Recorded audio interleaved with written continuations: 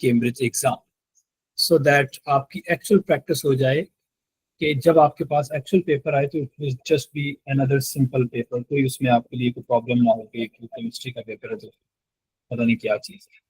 Chemistry का paper इंशाल्लाह paper 2 would be the most easiest paper जो आप attempt करेंगे, मैं आपको बता रहा हूँ। लेकिन easy paper is actually a trap. उसमें आपने हर क्वेश्चन का answer full fledge explanation, description, full information, curly arrow, lone pair, polarity, you know, so आपने फिर वहां पे इट्स एसेंशियल कि हम उसको कंप्लीट, हमारा आंसर में किसी एवरेज स्टूडेंट के आंसर में there should be a difference. जब थ्रेशोल्ड हाई होता है तो फिर इस तरह की चीजें बहुत मैटर करती हैं। So today we are going to discuss May June 21 paper 2 variant 3 and मैंने ग्रुप में शेयर कर दिया था paper. Let's start with question 1 क्योंकि इसको हमने कंप्लीट करना है तो आई वांट टाइम वेस्ट नहीं करेंगे अपना, जल्दी से इसको हम करते हैं स्टार्ट। बिस्मिल्लाहिर्रहमानिर्रहीम। Group 17 element in group 17 are known as halogens. Between the molecule of group 17 element there are van der Waals forces. We know that they are non-polar, so the type of forces that exist between the molecules are van der Waals forces. State the strength of the relative. मुझे बताइए ये जो van der Waals forces हैं ये कौन सी van der Waals forces हैं? Of course ये IDID forces हैं यहाँ पे, ऐसा ही है। तो IDID forces की strength depend करती है number of electrons पे. So as you go down, trend में हमने बताना है as you go down in group 17 the number of electron increase होते हैं per molecule, so strength of IDID forces भी increase होगी. So the strength increases going down. Makes sense? State the physical state under room condition. ये तो O levels वाला question है. क्या physical state है? This is a gas. This thing is liquid, orange from liquid, and this is gray black salt. So this is inorganic chemistry का question. ये थोड़ा कोई चीज लग रहा है. Let's see. Part B. A solution of aqueous bromidine is added to a separate sample of chlorine and iodine.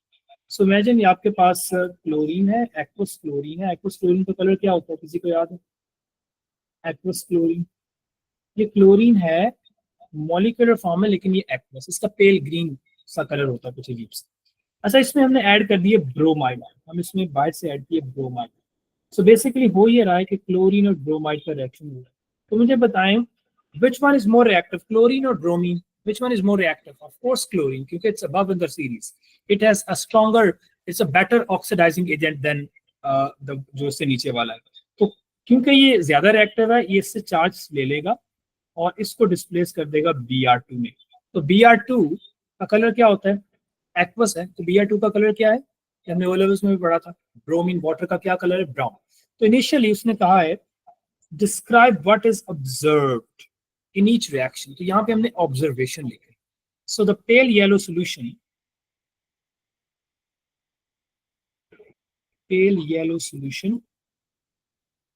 Turns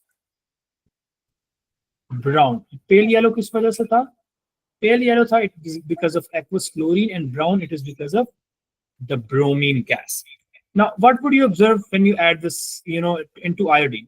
अब मुझे बताओ, do you think iodine would even react with bromide? Bromide is a better oxidizing agent, so there won't be any reaction, so no visible change. कोई नजर नहीं आएगा. No change and no visible change. Explanation में हम क्या लिखेंगे? Explanation में हमने O levels में तो हम लिख देते थे कि it is more reactive, this is less reactive. Although that is acceptable, but here you need to give the answer in terms of oxidizing and reducing agent. So the one on the top, they are better oxidizing agent. So I'm looking at chlorine is stronger oxidizing agent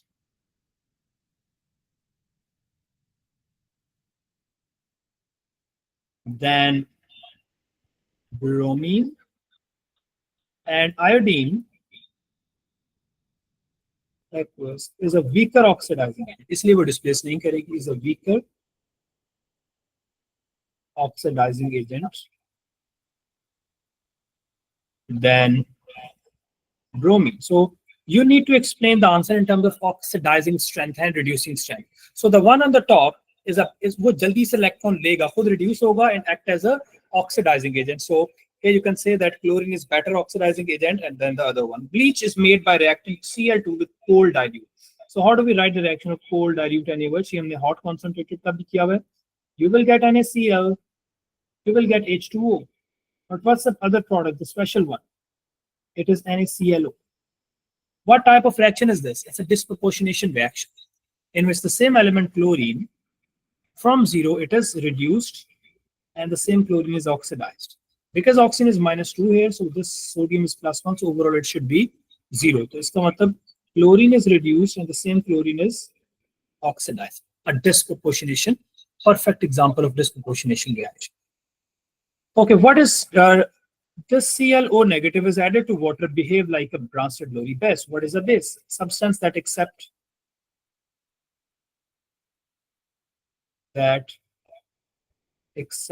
H plus ion. Write an ionic equation for the reaction between Cl2 and H2. So we have to write the ionic equation. अब ऊपर उसने बता दिया हुआ है कि Cl2 is added to water, it behave as a base. So water में हमने add किया. अब since it is base, it must accept hydrogen ion. जब हाइड्रोजन आयन एक्सेप्ट करेगी तो ये क्या बन जाएगा? HClO बन जाएगा ना. हाइड्रोजन +1 होता है और ये सारी चीज नेगेटिव है, तो +1 -1 HClO. तो पीछे बचेगा क्या वाटर के पास? फुल लेफ्ट विद हाइड्रोक्साइड, यही बचेगा. सो थोड़ा सा कॉमन सेंस का यूज करेंगे आप इंशाल्लाह, तो काम ठीक रहेगा. Okay, part E everyone. The concentration of NaClO is important. The concentration of NaClO in bleach S is X gram per decimeter cube. NaClO reacts with H2O2 hydrogen peroxide as shown. So H2O2 1 mole reacts with 1 mole of NaClO to produce 1 water, 1 NaCl and 1 oxygen. Now what's the data? What are we given with here? 5 cm cube of sample S completely reacts with hydrogen peroxide. So sample S था, sample S के अंदर आपके पास NaCl, इसका 5 centimetre cube volume, इसको हमने react किया with H2O. अब वहां से क्या प्रोड्यूस हो रहा है? Gas is produce. जो गैस प्रोड्यूस हुई उसका वॉल्यूम कितना है? 24. तो स्ट्रेट अवे हम इसके तो मोल्स निकाल सकते हैं. अब आपसे कह रहा है कि assume that only NaClO in S has reacted. S के अंदर और भी बहुत सारी चीजें, लेकिन S के अंदर सिर्फ NaClO रिएक्ट करता है H2O2 से to produce oxygen gas. Calculate X, show your working. So चलें, जो भी हमें समझ आई है, सबसे पहले हम ऑक्सीजन के तो मोल्स निकालें. सो गैस है तो V over 24,000 क्योंकि सेंटीमीटर क्यूब है, ठीक है. सो 24 over 24,000 will be how much? क्या आएगा? जल्दी से मैथ्स करें सब लोग.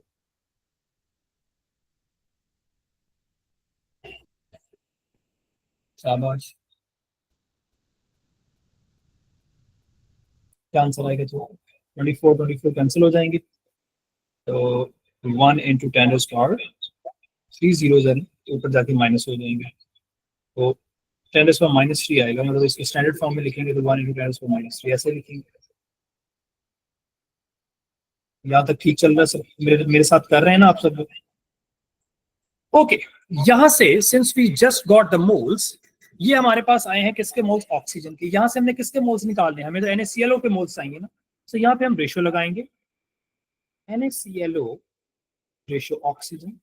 So according to balance, you can see that 1 mole of this exactly produce 1 mole of this, right? So इसका 1 mole होगा तो ऑक्सीजन का भी 1 mole प्रोड्यूस होगा. बट ऑक्सीजन के तो आए हैं 1 into 10 raised to power -3. NaClO को भी कितने होंगे? 1 into 10 raised to power -3. अच्छा, अब हमारे पास ये इसके मोल्स आ गए और हमें इसका वॉल्यूम गिवन है S का, विच इज हाउ मच? ये गिवन है 5 सेंटीमीटर.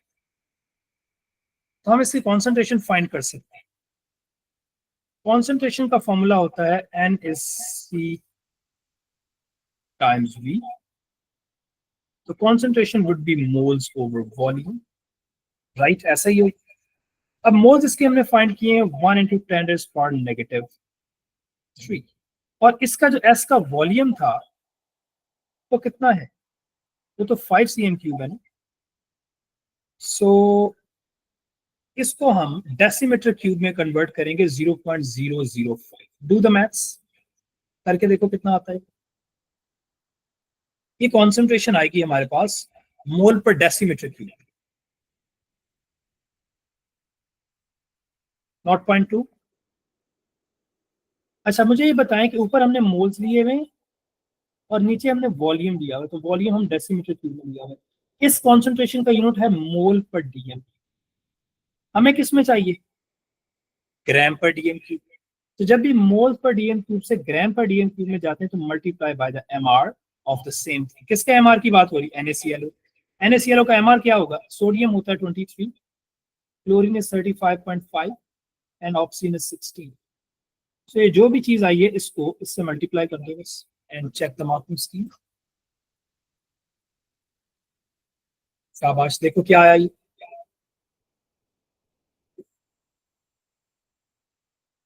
होगा क्या? सो एमआर इसका आएगा 23 प्लस 35.5 प्लस 16, 74.5। So 74.5 times 0.2, 14.9 ग्राम पर डेसिमीटर। फिर उसको देखेंगे थोड़ा सा different, not that much, but of course 3 marks का है तो हमें 3 मार्क्स कैसे गेन किए? First of all what ever is given get the moles, एक नंबर कंफर्म करें। देन जिसका पूछा है रेशियो लगाएं, उसके मोल्स निकाल लिए, उसके मोल से उसकी कॉन्सेंट्रेशन निकाली using this formula, and that concentration is nothing but in mole per decimetre cube. हमें कॉन्सेंट्रेशन चाहिए ग्राम पर डेसीमीटर क्यूब में। So to convert mole per decimeter into gram, just multiply with the MR of the same thing, which is with the substance which is under discussion. Right? Suppose हम हो गई बात? Yes. An important one, please. 5 second लें इसको सब लोग देखें. How did we get the right answer in this question, everyone? शाबाश. Done.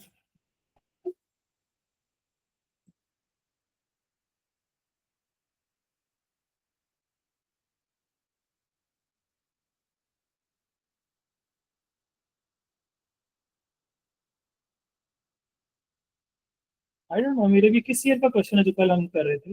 2016. You know, मार्किंग तब चॉइस तो तभी नहीं होती थी, पता नहीं क्यों। Anyhow, सबने कर लिया ये question. This one is important. इस तरह का मोल्स का एक क्वेश्चन थोड़ा सा प्रॉब्लम कर सकता है। फाकिया और कौन कौन है क्लास में? ईशाल, मारवा, हम जो लोग भी हैं।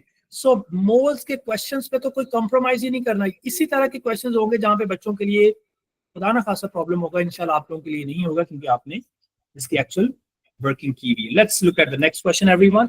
अच्छा, नेक्स्ट क्वेश्चन में if you look at the question, if you read the statement, sodium chlorate, this thing is sodium chlorate, oxidizes dilute HCl to form 3 products. बहुत इंपॉर्टेंट चीज है इसके क्वेश्चन से ही हमने इसका आंसर ढूंढने की कोशिश करी।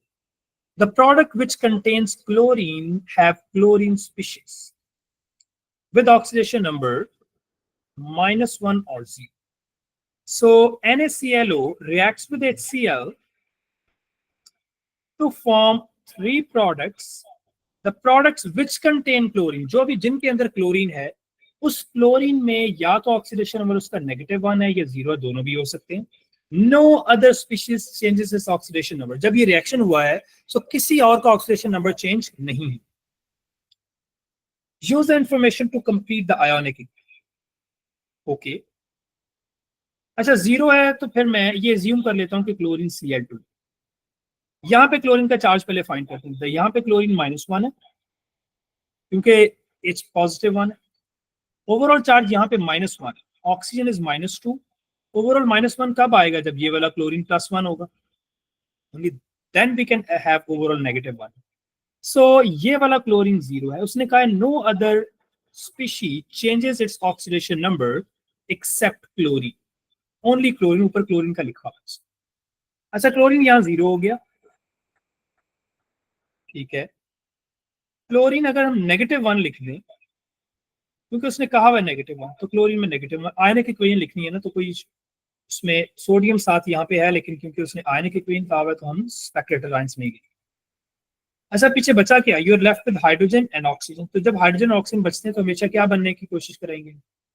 हम वाटर बनाएंगे।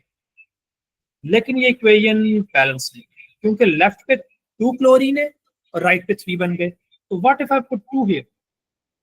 अगर मैं यहाँ 2 लगा दूं तो ये इक्वेशन बैलेंस हुई है?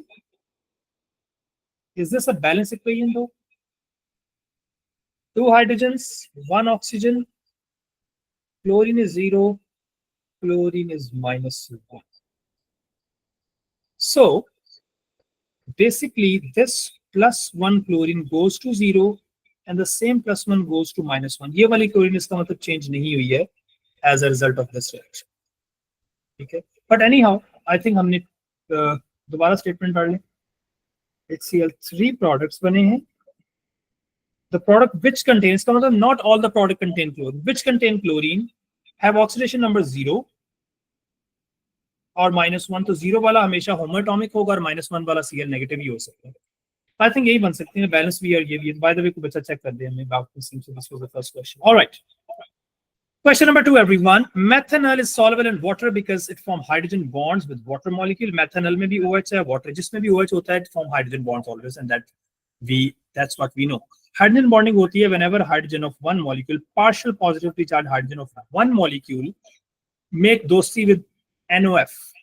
Nitrogen of the neighboring molecule are highly electronegative with the lone pair. Oxygen of neighboring or fluorine of neighboring. तो इनमें से किसी का भी हाइड्रोजन के साथ जब बॉन्ड होगा तो that would be hydrogen bond. Draw a fully labeled diagram to show how hydrogen bond form between water molecule and a methanol. तो एक वाटर हमने बनाना है. So water में partial negative, partial positive, और methanol में there should be hydrogen and oxygen. और methanol तो हम बना लेते हैं. चलो इसको मैं यूं ही बना, ये डिस्प्ले भी कर देता हूँ. इसको भी डिस्प्ले. So देखो अब this is partial positive. This has got lone pair. Lone pair आपने बनाने हैं because lone pair से ही बन पाती है hydrogen bond. तो this is a fully labeled diagram. I mean this is a diagram. इसको label करेंगे hydrogen bonding intermolecular force between one water and hydrogen bonding is relatively stronger intermolecular force than simple IDID and PDPD, and because of the reason those molecules who possess hydrogen bonding, they have relatively high melting and boiling point because this type of force require more energy to overcome to break. So this is what we can write about this thing. So make sure जब भी आपने hydrogen bonding draw करनी है oxygen या nitrogen या fluorine, उसका lone pair draw करना है और उससे आपने dotted lines लेके जा रहे हैं toward the partial positive of the neighboring molecule, which is hydrogen. Hydrogen bonding होगी, एक का तो हाइड्रोजन होगा ही होगा, right? Okay. Methanol has a melting point of negative 97.6 degrees and a boiling point of relatively higher boiling point. A sample of pure liquid methanol is added to a flask and then sealed. एक flask में डाला, उसको airtight कर दिया. Sealed flask is left for the several days and at a constant temperature. So you just leave it for the few days. Vapor pressure is then measured as 17 kilopascal. What is meant by the vapor pressure? देखो आपके पास एक container था. You put some liquid into it and you make it airtight from the top. Now the particles, those are present on the surface, they will absorb energy, of course, and they will evaporate. Now the same vapors, they will exert the pressure. They will strike the wall and they will exert the pressure on the surface of the same liquid. इसको हम कहते हैं vapor pressure. इसको define कैसे करते हैं? The particles of the vapors that are at equilibrium with the liquid, right? So इसको हम कैसे लिखेंगे? The vapor particles, या इसको gas particles कहते हैं. The gas particles that are at equilibrium with its own liquid. Make sense, everyone? So 2 marks के लिए the vapors or the particles, the vapor particles. What is meant by the term vapor pressure of methanol? इसने सिर्फ vapor pressure नहीं पूछा, vapor pressure of methanol पूछा है. So vapor particles of methanol at equilibrium with its liquid, liquid method. Make sense, everyone? Explain why some of the liquid becomes vapor. तो ये क्यों बनता है लिक्विड, वही क्या क्वेश्चन पूछा है भाई, व्हाई द पार्टिकल्स, जब आप when you put your clothes outside, उसको हम वॉश करते हैं तो हम कैसे वो ड्राई हो जाते हैं, they gain energy from the surrounding and the water and the clothes it evaporates. Similarly वो कह रहा है कि आप बताएं कि why some of the liquid, मुझे बताएं कि जो एवेपोरेशन होती है उसमें कौन से पार्टिकल्स वेपर्स में जाते हैं, the particles in the middle of the liquid, on the left, right, or on the bottom, or the particles on the top. Which particle had the greater energy? If you just consider all the particles, just compare their energy. Which Top. particle has the greater energy? The particle, the one on the surface, shabash. So the particle present on the surface, they absorb energy and they break the intermolecular forces and they turn into vapors. So the particles present on the surface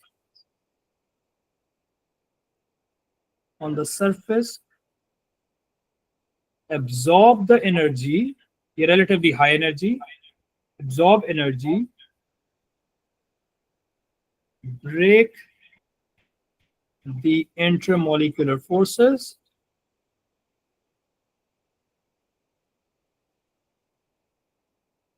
and turns into vapors. यही तो उसने question में पूछा। तो sometime question इतना easy होता है तो समझ नहीं आ रही है इसका करेंगे। Some of the liquid become vapour, तो ये क्या क्वेश्चन, तो हम इसमें यही एक चीज बता सकते हैं कि इस वजह से लिक्विड में गए हैं क्योंकि the one on the surface, they absorb the energy from the surrounding and they change into the vapors. Suggest and explain why the vapor pressure of water at room temperature is lower, oh my god, than the vapor pressure of methanol. देखो मुझे बताओ ज्यादा vapours किसके बनेंगे, जिसकी forces strong है, जिसकी forces week है। which liquid the particle will easily turn into vapors, the one with the stronger forces or the one with the weaker forces? Yes, Weaker. excellent. इसका मतलब ये कि methanol must have weaker intermolecular forces compared to water which have stronger intermolecular forces. So हम ये कह सकते हैं water has stronger intermolecular forces or stronger intramolecular forces. वैसे तो दोनों में हाइड्रोजन बॉन्डिंग है लेकिन वाटर की hydrogen bonding is more strong. अब लिख सकते हैं water has more stronger hydrogen bonding. Space का मतलब फिर आगे स्पेसिफाई करना मुश्किल हो जाएगा।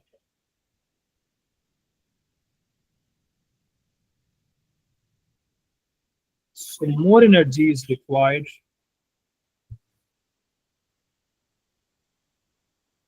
सर क्या हम ये भी लिख सकते हैं that water forms two hydrogen bonds and methanol forms one? Of course, तो फिर आपने यही मैं कहने की कोशिश कर रहा हूँ कि इसकी hydrogen bond are more stronger, मतलब उसमें 2 हाइड्रोजन बॉन्ड्स पर मॉलिक्यूल होते हैं, यहाँ पे कम होते हैं। सो फिर ज्यादा एनर्जी किसमें चाहिए, वाटर में। दैट्स व्हाई उसको ज्यादा एनर्जी चाहिए तो उसके कम वेपर्स बनेंगे, वेपर्स कम बनेंगे तो कम वेपर प्रेशर होगा। तो ये चीज आपने यहाँ पे इसको मेक सेंस एवरीवन, शाबाश।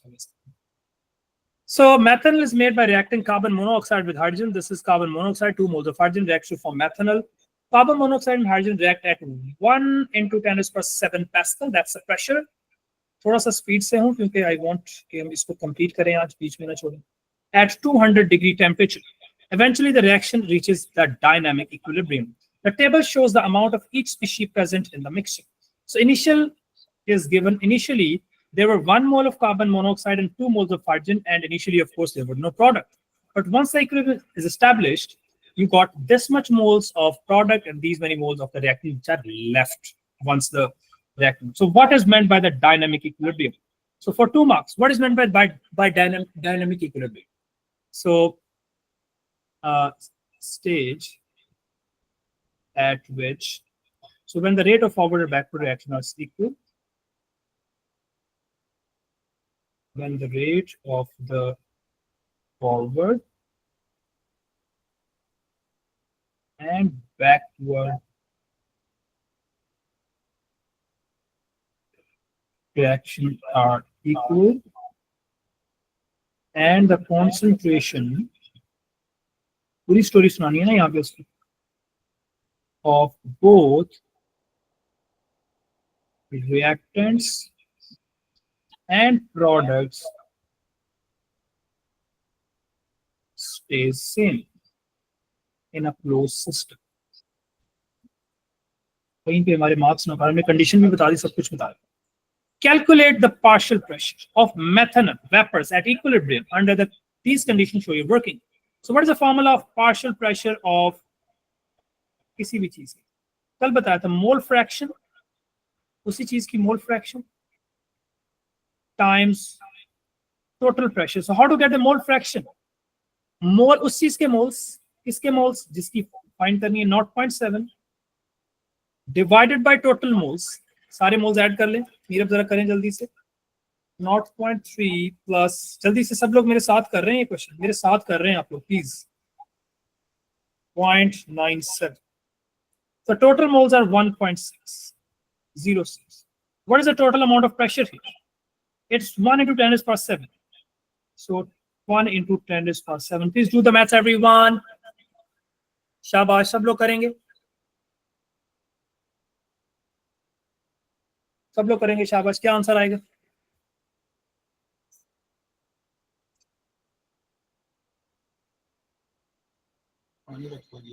So 9.15 into 10 to the power of 6. 9.15 into 10 is power negative 6. नहीं, normal 6. Normal 6. दूसरा abnormal होता है. ठीक है.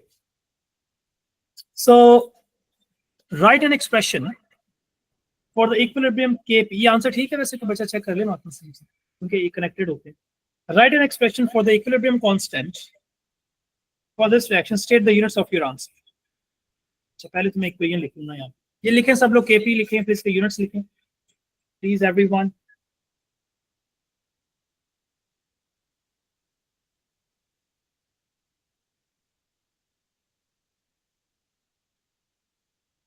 Kp क्या होता है भाई? प्रोडक्ट की कॉन्सेंट्रेशन ओवर रिएक्टेंट की कॉन्सेंट्रेशन, यही होता है Kp. अच्छा, यहाँ पे जब हम पार्शियल प्रेशर लिखेंगे ना, सो इक्वेशन ये थी, कार्बन मोनोऑक्साइड 2 हाइड्रोजन H3OH. सब कुछ गैस है, मेरे ख्याल ये बैलेंस भी है गैस, सब कुछ ही गैस है. Everything is gas here. Yeah. So Kp is partial pressure of CH3OH. Coefficient कुछ भी नहीं है इसका. Over partial pressure of carbon monoxide, CO should be of same size. अगर C और O लिखोगे तो ये कोबाल्ट होगा, मसला हो जाएगा. So carbon monoxide में एक size. Into the partial pressure of hydrogen, उसका बेटे कोफिशिएंट है, तो इसको हम लिख देंगे ऐसे किया सबने. उसने कैलकुलेट करने के लिए तो नहीं कहा ना. Right the expression equilibrium constant for the reaction, state the units. अब यूनिट्स इसके कैसे फाइंड करें? तो बहुत आसान होगा, बस पास्कल लिख दें हर जगह. पास्कल, जहां स्क्वायर है वहां स्क्वायर डालना पड़ेगा ना. लिखें सब लोग इसके यूनिट्स. ये तो सीधा सीधा पास्कल पास्कल से कैंसिल हो जाएगा, तो इसके यूनिट्स आएंगे PA 2 माइनस. ऐसा ही है.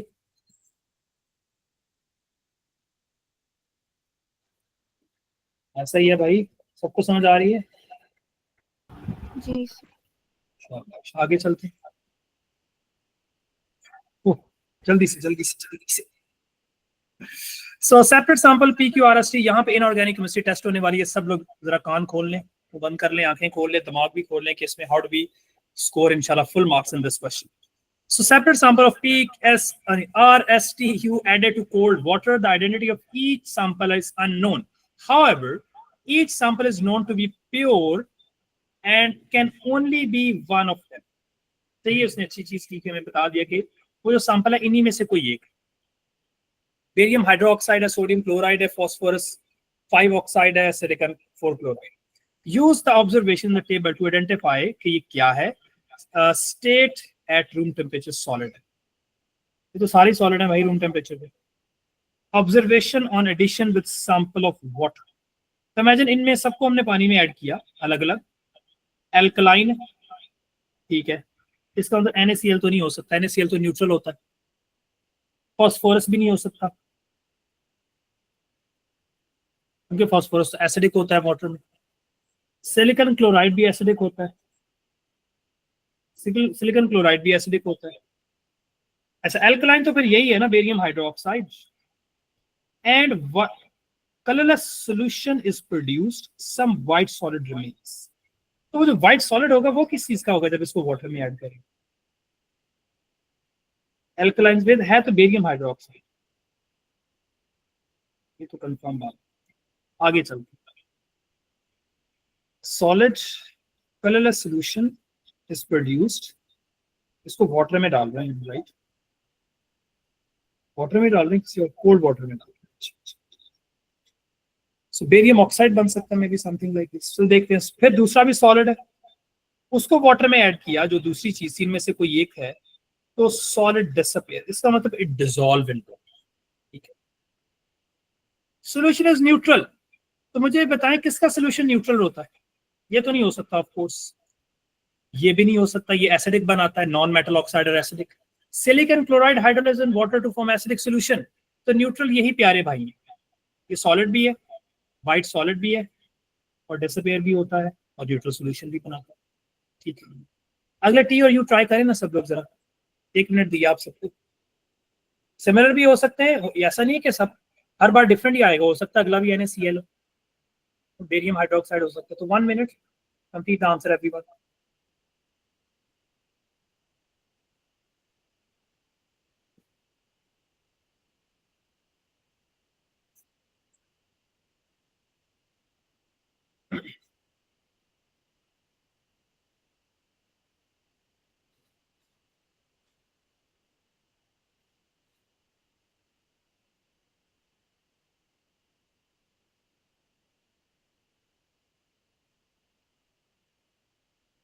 चलिए सबने, मेरे दोस्त कह रहे हैं आजकल तो मिल नहीं रहे, 2 वीक हो गए, महीना हो गया, उनको पता नहीं बच्चों को देख रहा हूँ, मैंने फोन अटेंड नहीं किया, इग्नोर मार हो गया भाई। So which one is liquid and misty fume when added to water, misty fumes are produced, white solid is made। तो यार मिस्टी फ्यूम्स तो एसिडिक चीज के बन सकते हैं यहाँ पे।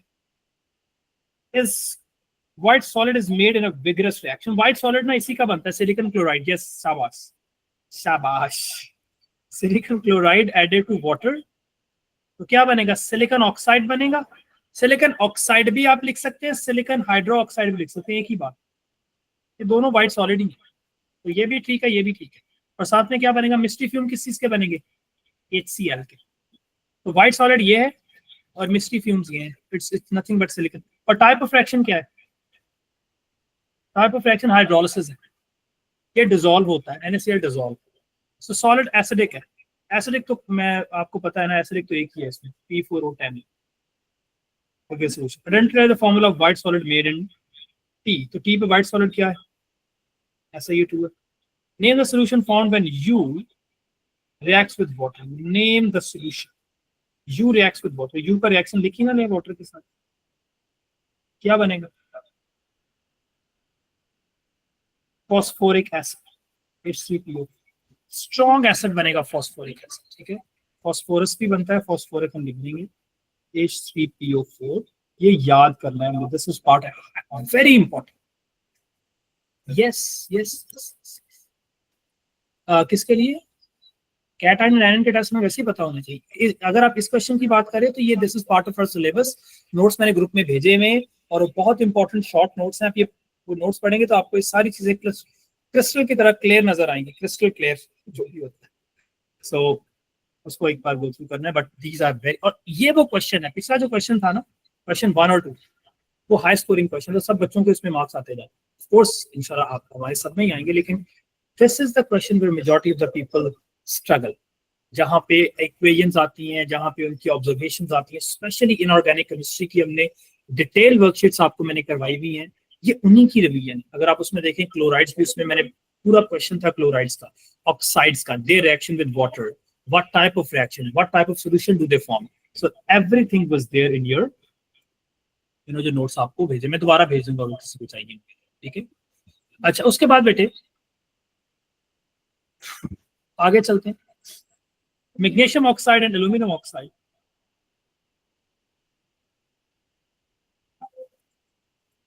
है property typical to ceramic material, state name one physical property. अच्छा, सिरेमिक मटेरियल किस चीज का बनाते हैं? ऑफ कोर्स इसका मेल्टिंग और बॉइलिंग पॉइंट थोड़ा हाई होगा, स्ट्रॉन्ग होगा, यू नो। और क्या हो सकता है सिरेमिक, मतलब उसमें से करंट का भी तो गेन कर सकते हैं। बस एक नंबर का तो आप लिख सकते हो ना, must have high melting. Name one physical property, very high melting.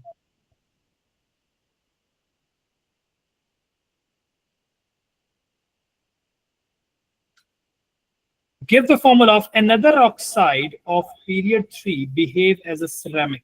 तो पीरियड 3 स्टार्ट होता है, मैं आपको बता देता हूँ। स्टार्ट होता है सोडियम, मैग्नीशियम, एल्यूमिनियम, सही लिख रहा हूँ, aluminium, silicon, phosphorus, sulphur, chlorine, argon, right. इनमें से कौन सा सब के ऑक्साइड्स का फॉर्मूला लिख ले।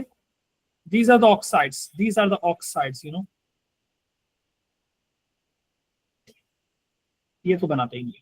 तो कौन सा ऑक्साइड है जिसका मेल्टिंग पॉइंट सबसे हाई है? और सबसे हाई किसका है? ये दो ऑफ कोर्स आयनिक है, हाई मेल्टिंग पॉइंट है। ये भी आयनिक है बट रिलेटिवली ये दोनों तो आपको पता है ये सॉलिड होता है बट सिंपल मॉलिक्यूलर लो होगा। सल्फर डाई तो वैसे गैस होती है। अब मुझे बताएं कि इनमें से एक बहुत स्पेशल ऑक्साइड है जिसका मेल्टिंग पॉइंट आयनिक से भी हाई होता है, उसका नाम क्या है? Silicon 4 oxide. ये ऐसा ही उसने फॉर्मूला पूछा हुआ है, तो आपने जरा आंखें खोल के क्वेश्चन पढ़ना है, फॉर्मूला ही लिख, नाम नहीं लिखना please. Okay, tungsten oxide WXOY is used to give color to ceramic material. A sample of WXOY contains this much tungsten by mass. Empirical formula मेरा ख्याल ये तो हम कर लेंगे ना यार। So tungsten W होता है, ऑक्सीजन ये टंगस्टन की परसेंटेज इसमें गिवन है 79.29। एम्पिरिकल फॉर्मूला निकालना है, तो क्या कितना बचेगा उसका?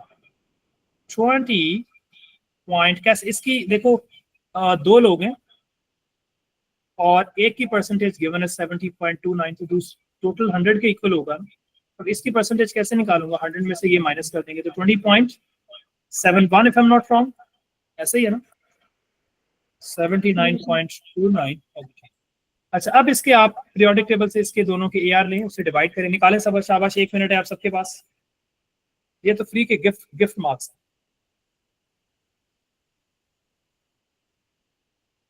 जल्दी से, बस थोड़ा सा टाइम है मेरे ख्याल, एक ही क्वेश्चन और रह गया, ऑर्गेनिक ही रह गया।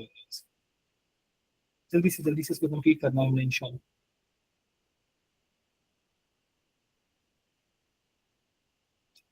इनके AR से डिवाइड कर दो यार, जो भी स्मॉलेस्ट आंसर आएगा उससे डिवाइड कर दो। इफ डेसिमल में आ रहा है, 0.3 में आ रहा है कोई एक वैल्यू, तो सबको 3 से मल्टीप्लाई कर दो। और अगर कोई वैल्यू 0.5 में आ रही है तो सबको 2 से, अगर होल नंबर में आ रही है तो बस वही उठा के लिखो यार। क्या सर ऑक्सीजन के 3 एटम्स हैं, टंगस्टन का 1। टंगस्टन का 1 है और इसके 3 है, तो फिर ये होना चाहिए W के साथ 1 तो लिखेंगे ना, ऑफकोर्स, और O3। Easy give away 3 marks, give away easy marks bro. देखो, 1 नंबर आपको मिलेगा to get the right percentages of this, another 2 marks for the 2 steps. ये तो अभी O लेवल्स की क्लास है, उनको भी आता होगा। I mean, इसमें काफी क्वेश्चंस है O लेवल्स के इस पेपर में। Give the systematic, last question है, 1,3-डाइक्लोरोप्रोपेन 2-ऑल can be made from M। ये जो भी अजीब सी चीज है इसका नाम है, इसको बना सकते हैं M से। मुझे बताओ इनमें, इन दोनों में चेंज क्या है? चेंज ढूंढना है हमने। चेंज ये है, यहाँ कार्बोनाइल है, यहाँ सेकेंडरी अल्कोहल।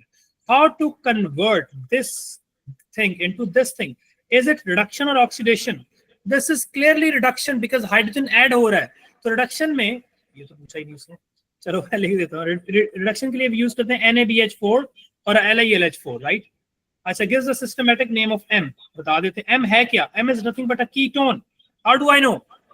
कार्बोनाइल सेंटर में है और दोनों तरफ कार्बन हैं। टोटल कितने कार्बन है मेन चेन में? 3। पहले कार्बन के साथ भी क्लोरीन, थर्ड के साथ भी क्लोरीन, तो इसको लिख सकता हूँ 1,3-डाइक्लोरो, और 3 कार्बन है तो propanone. Propanone make sense everyone? Name the functional group present in M that changes. Carbonyl, carbonyl he change हुआ ना भाई, इससे आसान चीज वो क्या पूछे आपसे?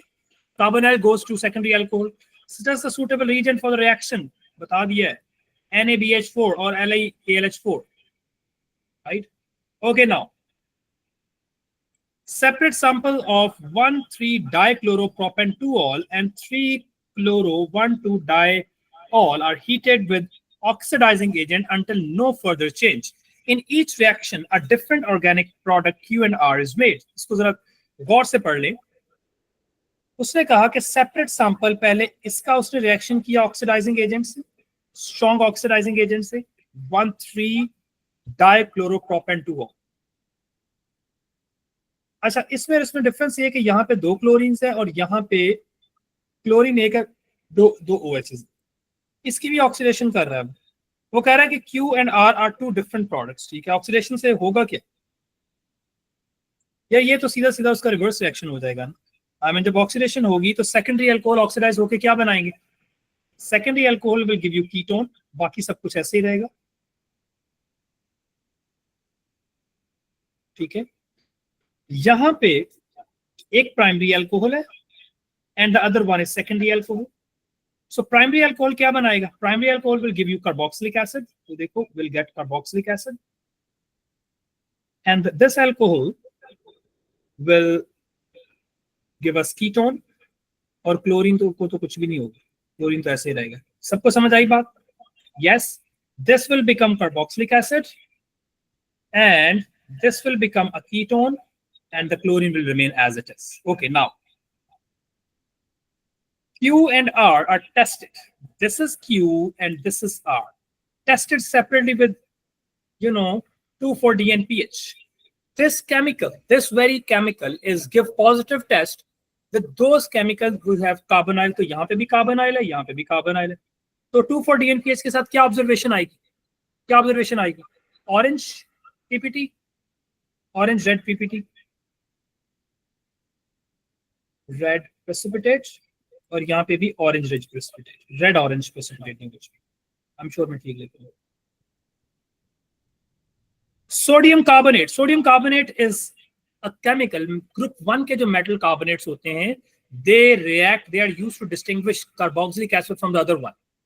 So they react with acid and they fizz with acid and they produce beautiful carbon dioxide gas only with acid. और acid किसमें? R में. तो यहाँ पे हम क्या लिखेंगे? Observation में fizzing, effervescence. Q में है कोई carboxylic acid? No, so no change. Make sense everyone? Literally 4 marks के लिए बहुत important easy question था ये. Last part I guess.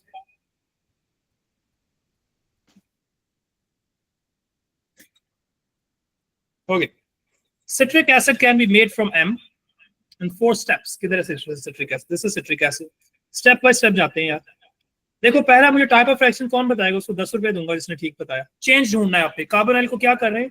Carbonyl को इसमें चेंज कर रहे हैं और कोई पंगा नहीं करे. So what exactly is happening here? Everyone, mic is open. क्या हो रहा है यहाँ पे भाई? क्या कर रहे हैं हम इसका एक्सेलेंट, हम इसका HCN से पंगा कर रहे हैं. तो आगे आपके पास हाइड्रोक्सी नाइट्राइल आ रहा है. हाइड्रोक्सी, ये न्यूक्लियोफिलिक एडिशन है. HCN, KCN की प्रेजेंस में आप कह सकते हैं या NaCN की प्रेजेंस में हो सकता है. तो ये न्यूक्लियोफिलिक एडिशन है और इसमें हमें HCN चाहिए in the presence of any group 1 cyanide, KCN या कुछ भी हो सकता है. स्टेप 2 में क्या कर रहे हैं? ये तो इतनी बार हम कर चुके हैं तो जस्ट रिपीट हो रहा है. देखो, स्टेप 2 में ये जो CN था, Shavez and Saad and everyone, CN को किस में चेंज कर रहे हैं? कौन सा रिएक्शन है ये? कितनी बार करें हम? कौन सा रिएक्शन है ये? What type of reaction is this? Excellent, hydrolysis है. इस हाइड्रोलिसिस, ये तो देखो हर पेपर में आता है. ये इसके लिए हमें क्या चाहिए? कोई भी एसिड. हम यूजुअली क्या लेते हैं? सल्फ्यूरिक एसिड लेते हैं, डाइल्यूट. ठीक है. स्टेप 3 में क्या कर रहे हैं? चेंज ढूंढना है अपने हर रिएक्शन में, चेंज ढूंढना है. देखो, स्टेप 3 में हम कुछ नहीं कर रहे. हम ये जो Cl है उसको नाइट्राइल से रिप्लेस किया, कोई बात नहीं, कर देते हैं. इस Cl को भी नाइट्राइल से रिप्लेस किया. तो what type of reaction is this? Replacement हो रही है. Cl एक नेगेटिव चीज है और CN भी नेगेटिव चीज है. तो कौन से टाइप की रिप्लेसमेंट होनी चाहिए? नेगेटिव चीज हमेशा न्यूक्लियोफाइल होती है. तो this is nucleophilic substitution. Nawaz Sharif नहीं समझना, ये न्यूक्लियोफिलिक सब्स्टिट्यूशन है. अच्छा, हम CN को इंट्रोड्यूस कर रहे हैं ना, तो CN को जब भी ये रिप्लेसमेंट होती है, आप सबको पता होना चाहिए कि हम कोई भी ग्रुप 1 साइनाइड लेते हैं अंडर एथेनोलिक कंडीशन. ये जब हमने इसकी पढ़ रहे थे तो आपको बताया था कि एथेनोलिक कोई भी ग्रुप 1 साइनाइड और Nawaz Sharif nucleophilic substitution reaction हो रहा है. फाइनल स्टेप में क्या कर रहे हैं, फिर वही काम कर रहे हैं जो ऊपर किया था। फाइनल स्टेप में हम इस CN को दोबारा से कार्बोक्सिलिक एसिड में चेंज कर रहे हैं, इस CN को भी। तो फिर से क्या करेंगे, hydrolysis with dilute sulphuric acid, dilute sulphuric acid hydrolysis. मेरा ख्याल नीचे यही पूछा हुआ है, तो you can simply answer the question. अच्छा एक और पड़ा हुआ है, इसको कर लेंगे आप लोग या करवा दूं, छोटा सा है तो कर लेते कर ही लेते हैं पेपर से। भाई इसमें कोई किसी को कंफ्यूजन तो नहीं है, एनीवन? Sir, वो HCN, do we say that it's HCN in KCN या फिर HCN and KCN in is word कैसे एंड करना है? KCN मतलब वो एंड ही होता है ना, उसके अंदर तो नहीं होता, आप उसके Okay. साथ लेते हो ना some amount of the other सही। catalyst that just be the watch. All right everyone, now we have compound X contains same functional group. में थोड़ा सरप्राइज हो रहा था कि इसमें फंक्शनल ग्रुप का कोई, आई मीन आइसोमेरिज्म का कोई क्वेश्चन नहीं आया इस पेपर में। Compound X contains the same functional group as citric acid. Compound X है, उसमें सेम फंक्शनल ग्रुप है जो सिट्रिक, पहले सिट्रिक एसिड के तो देख ली, कार्बोक्सिलिक एसिड ऊपर वाला ये जो हमने बनाया था, और tertiary alcohol. Okay, table describes some of the similarities and difference of citric acid and X. Chiral centre, the first test जो हम कर रहे हैं, सिट्रिक एसिड में कोई कायरल सेंटर नहीं है क्योंकि तीनों साइड्स पे सेम चीज लगी हुई, all three side almost same thing चीज। X में कायरल सेंटर है, इसका मतलब उसमें एक कार्बन है X में जिसमें all 4 attachments are different. Sodium से रिएक्शन बोथ डज रिएक्ट, इसका मतलब दोनों के पास कार्बोक्सिलिक एसिड और अल्कोहल है, बिकॉज़ सोडियम अल्कोहल से रिएक्ट करती है, कार्बोक्सिलिक से भी करती है, और both react with oxidising agent K2Cr2O7 under acidic condition है। नो, सो ये जो सिट्रिक एसिड है it does not react with oxidising agent, करेगा भी क्यों?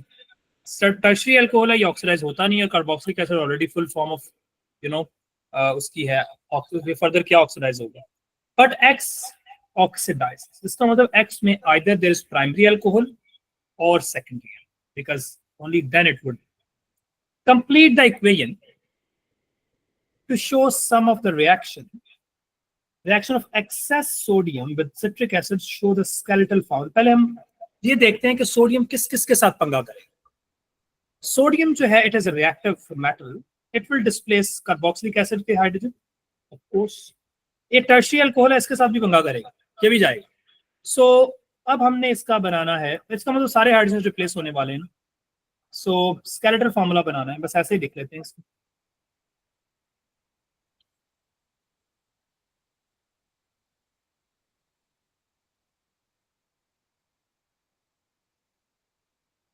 So I just replace all the hydrogens with sodium.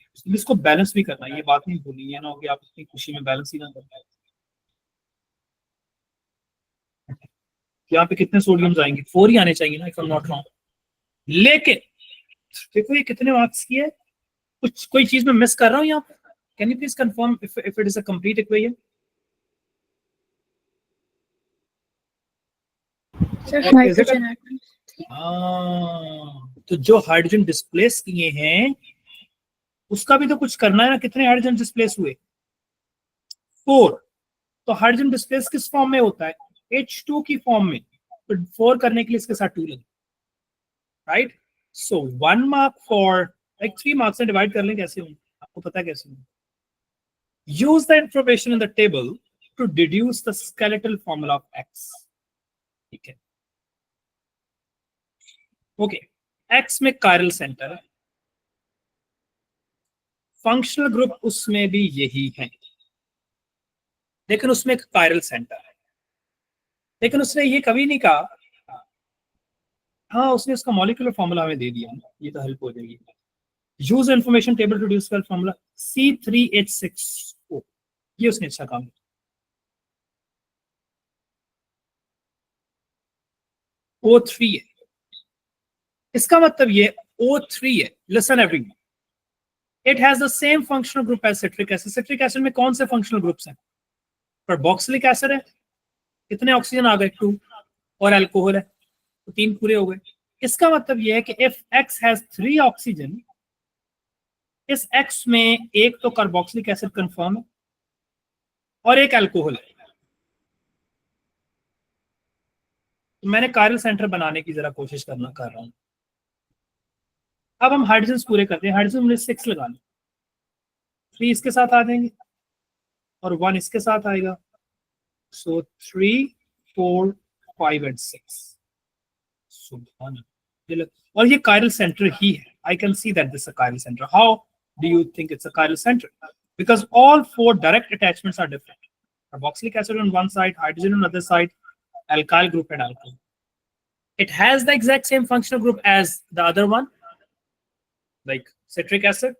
It has a chiral center and it does react with oxidizing agent because it has a secondary alcohol here, and this secondary alcohol it react with to form ketone.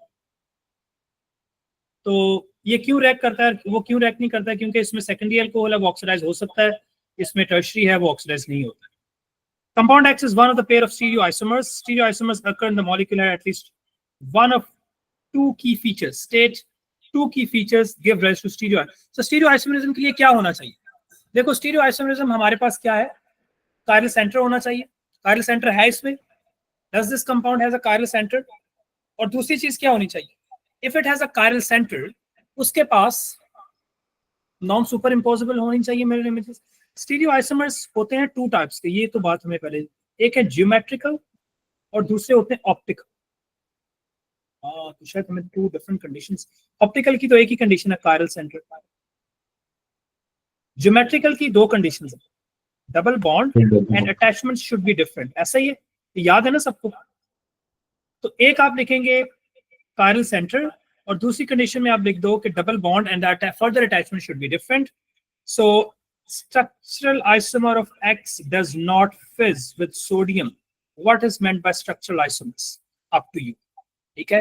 So this was a good paper to discuss, a complete revision. हम थोड़ी सी speed लगाई है हमने, but I'm sure आप सबको समझ आई है। See you tomorrow inshallah with another papers.